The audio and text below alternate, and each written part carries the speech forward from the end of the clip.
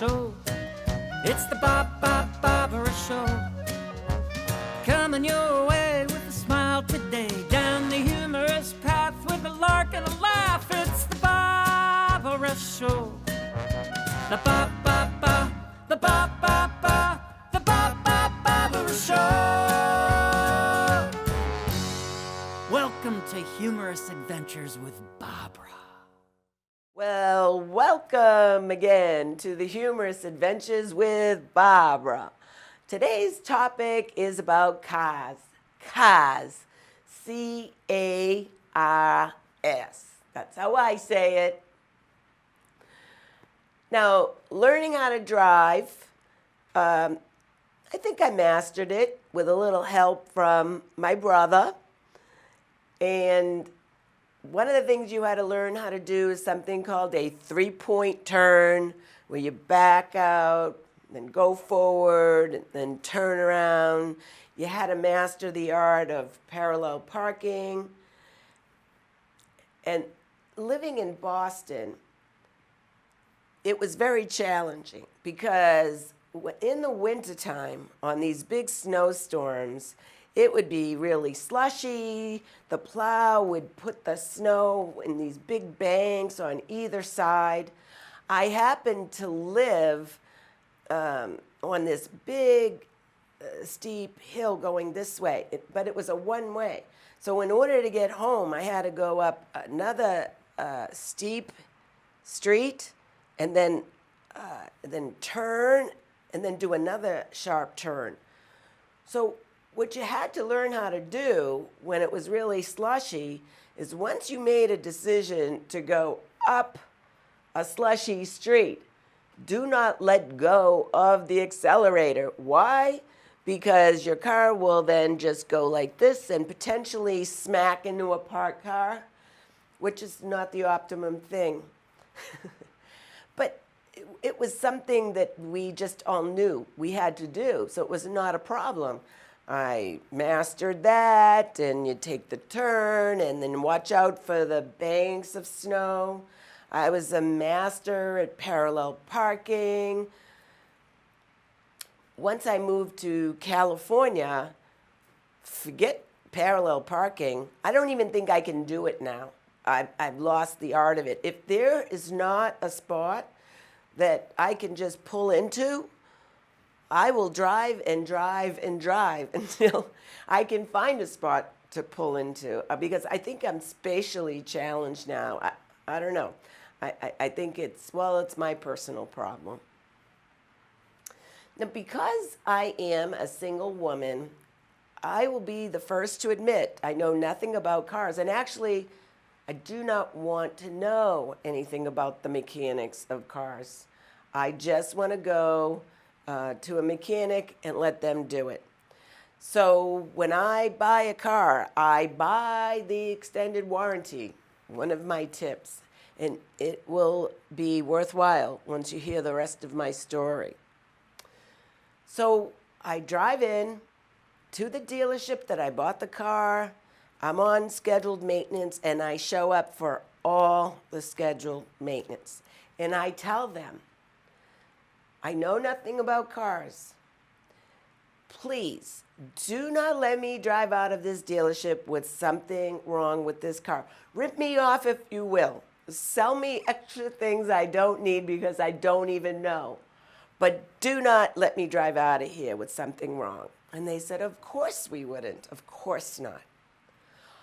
One time, after my regular scheduled maintenance, I received a letter, and it said, we've noticed a small hole in your radiator hose.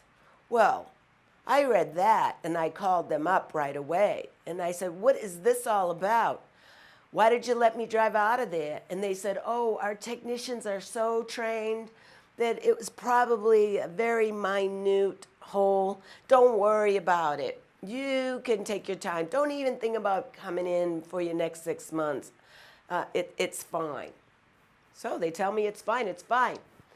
I'm now driving with my mother, and it was a summer day, And I could see that the temperature gauge in my car was going up, which was unusual.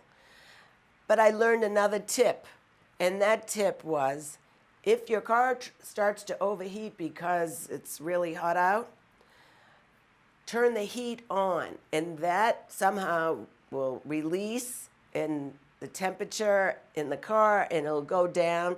Just open your windows so even though the heat's on, it won't be that bad. But the other thing that was going on were as cars were coming by around me, they were honking at me. I really didn't get it. I'm looking in my rear view. I did kind of see some white smoke, but I didn't know really if that was me. Wasn't really sure. Until finally, when we got off the exit ramp and I came to a complete stop, my car just wouldn't go any further. So I have to call a tow service, and they bring it to a mechanic, and the mechanic said, well, your radiator hose blew a big hole, and it seized your engine. So I had it towed to the dealership. And I have to say, and this is the tip about the extended warranty, because they knew me so well, they said, okay, we will fix it, and we will rebuild the engine for you. But my father always said, once something goes wrong with the car, get rid of it, something major like that. So I decided to use that car as a trade-in to a new car. And the criteria for this new car was that I wanted the headlights to go like this. And I found it. Very nice.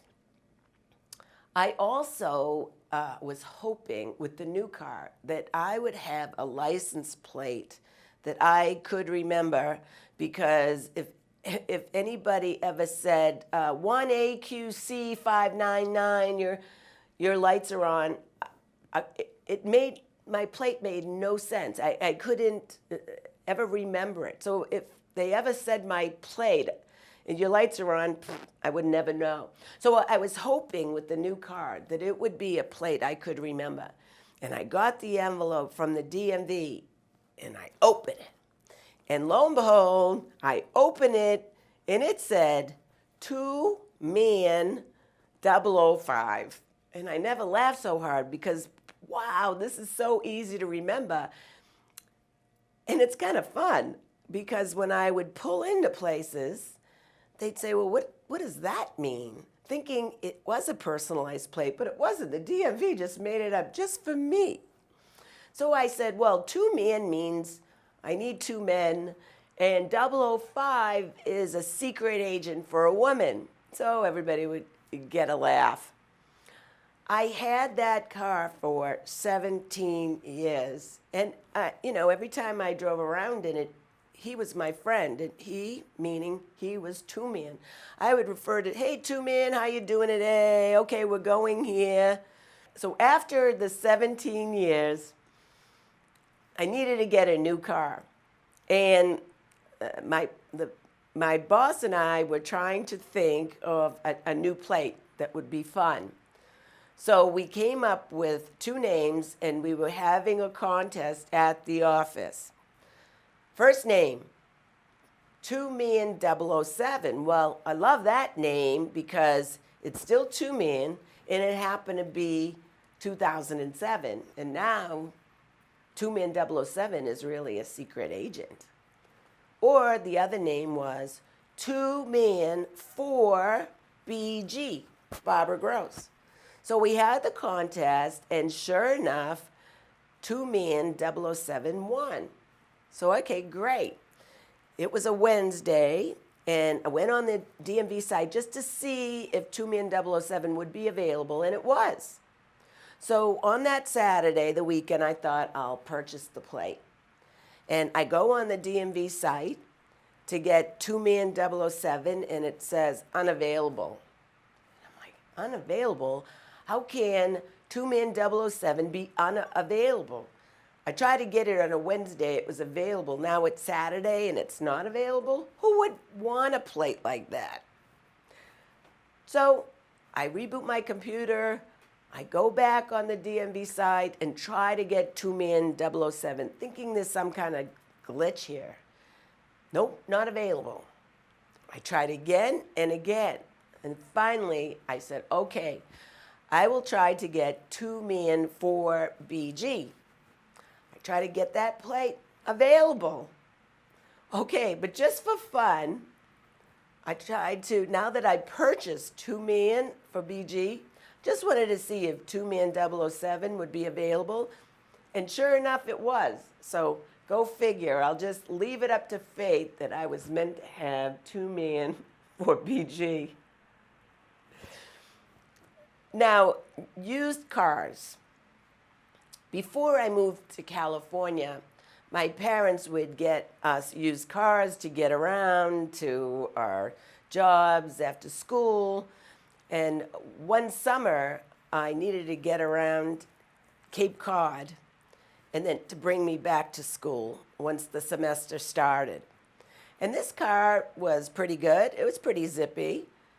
But one time, it just stopped. It wouldn't go. I had to have it towed. And the mechanic said, well, you've got carburetor problems. And this is what you're going to have to do until you get it fixed. If the car stops, you have to open up the hood, get a screwdriver, and spray this carburetor starter in it, and then it'll work. I'm like, great. So I did anything I could not to come to a complete stop anywhere. If I saw a red light, I would be going like a turtle, and people behind me might be going, Anyway, the car did its job. It got me back to school. And my father said, listen, you can't sell it to anyone at like a good car. So sell it to a mechanic, tell him what's wrong with it, and sell it as is. So I said, okay. I put an ad in the paper. Once I was back to school, a mechanic saw it and said, okay, I'll purchase it. I go, really? He said, yes. So I proceed then to take the spare tire and the jack out of the car. And he looks at me and says, well, what are you doing? The spare tire and the jack come with the car. I go, well, this is the first time I'm selling a car. I want my father to be proud of me, and I don't want to look like dope. He said, well, what would you do with just the spare tire and the jack? It goes with the car. Trust me. Well, I trusted him. And then I told my father the story, and he just got such a kick out of it and let out this really big belly laugh. Anyway, I just want to say thank you again for joining me on the Humorous Adventures with Barbara.